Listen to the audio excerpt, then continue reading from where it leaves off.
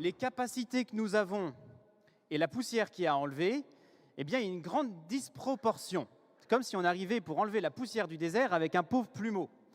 Et on est tenté, c'est peut-être la première des tentations, avant même celle que le Christ va éprouver, tenter de se décourager, de se dire que la tâche est trop grande, qu'il y a trop à faire, qu'il y a trop de poussière dans notre désert et que nous sommes bien désemparés.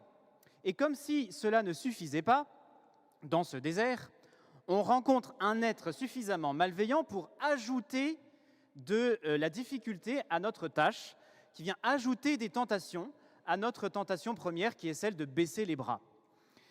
Et c'est normal, et c'est bon d'éprouver cette incapacité qui est la nôtre à pouvoir faire des efforts. C'était très bon, mercredi dernier, de prendre ces résolutions, et ce sera très bon de les suivre pendant le temps du carême. Attention, on ne va pas se méprendre. C'était très bon de prendre ces résolutions, mais c'est très bon de reconnaître que nous serons incapables de les tenir si nous n'allons pas au désert avec le Christ. Parce que la première personne à rentrer dans notre désert, ce n'est pas le démon. La première personne à rentrer dans le désert, c'est le Christ Jésus, heureusement. Et c'est lui qui vient faire la poussière dans notre désert. C'est lui qui vient retirer tout ce qui nous empêche d'être avec lui. C'est lui qui vient véritablement nous transformer.